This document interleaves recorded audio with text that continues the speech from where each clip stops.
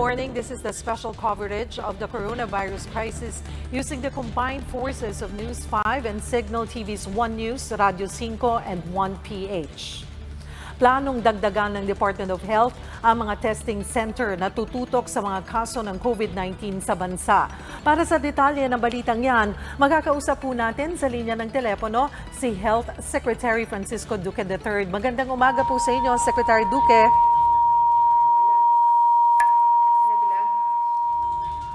Secretary, magandang umaga.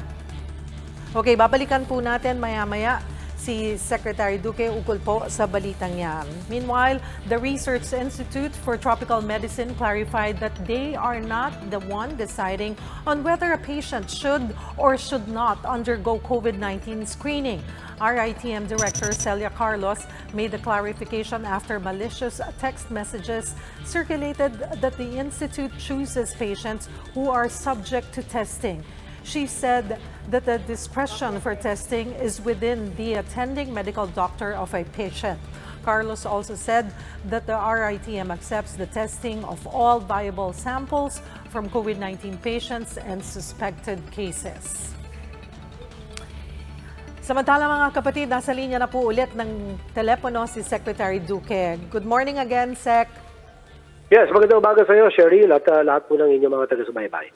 Secretary, dito po sa issue ng testing centers na plano pong idagdag ng Department of Health, saan-saan po ito ilalagay at ilang testing centers po ang target po nating madagdag?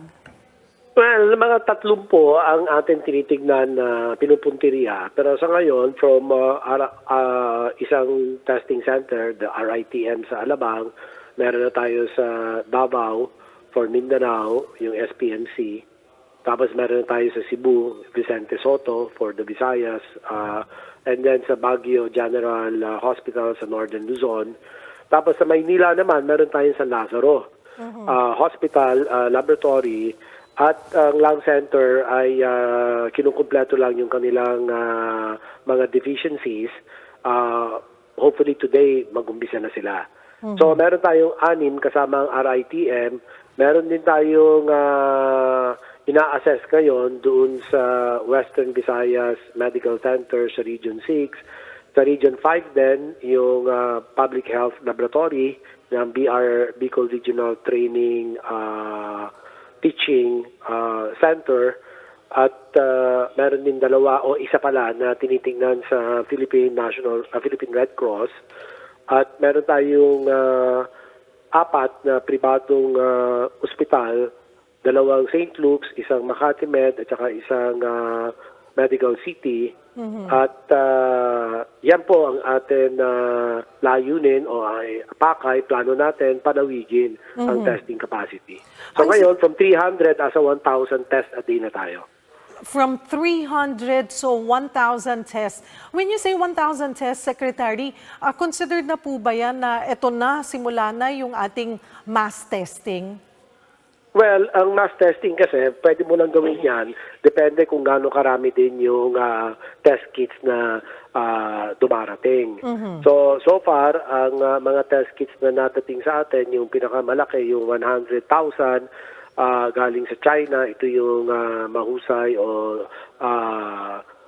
naayon sa WHO standards, no, na dinonate ng Chinese government, yung BGI at saka yung Biotech Sansure test kits.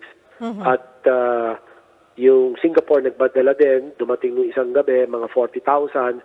Pero lahat ito, yung sa Singapore, susuriin pa ulit ng RITM yan kung angkop ba yan sa mga takdang pamantayan. So, hindi pwedeng basta-basta gagamit lang tayo kung mo dinonate gamit kaliwat kanan. Hindi po ganun ang sistema. So far, although marami po tayong natatanggap na mga test kits na dinodonate, pero marami pa rin po tayong pangangailangan. So, tama po kayo. Ang halimbawa, ang pinaprioritize natin dito ay yung mga matatanda na may mga kasamang ibang sakit, no? Katulad ng diabetes, hypertension, chronic obstructive pulmonary disease, emphysema, yung mga asthma, yung mga cancer. So marami yan na unang-una, yung populasyon ng elderly, mga 7 milyon kaagad yan. Ngayon, ilan dito ang meron pre-existing or comorbidities or pre-existing medical problems, no? Siguro, depende kung ano yung kasamang sakit at saka ano yung prevalence ng sakit na yon within that age group. So far, nasa 1,418 cases na po tayo, Secretary.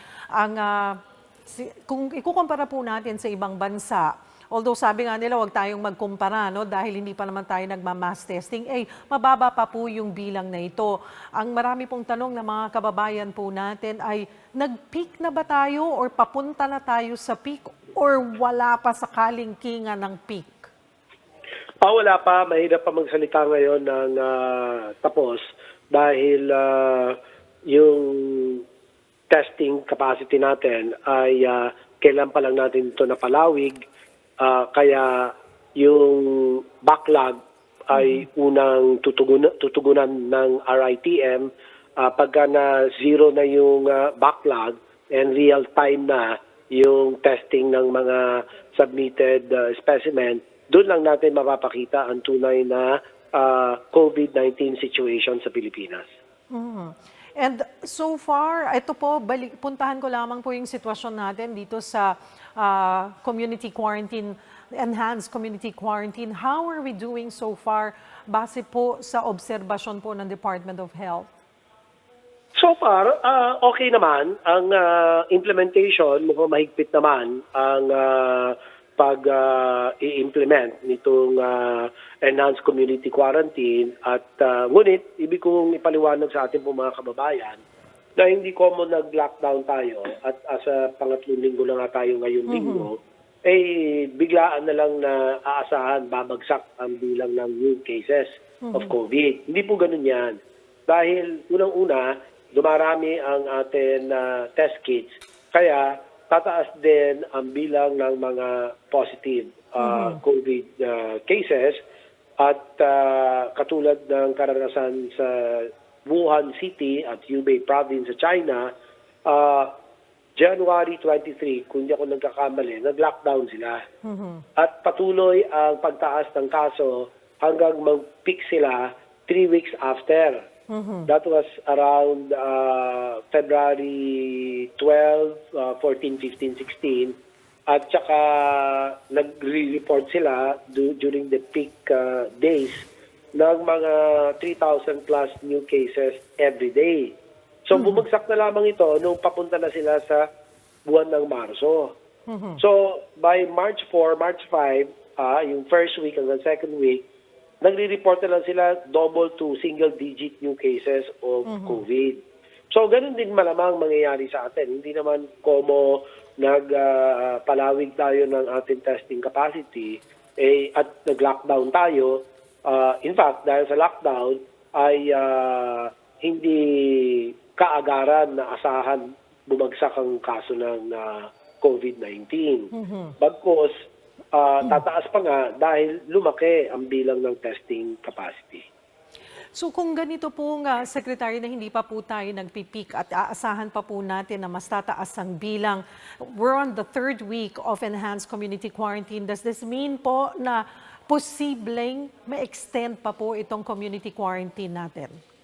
Well, yun ang mahirap sagutin dahil titingnan muna natin yung assessment na gagawin ng Epidemiology Bureau ng DOH at meron tayong tinatawag na periodic risk assessment para siya maging batayan to recommend either to extend or to lift the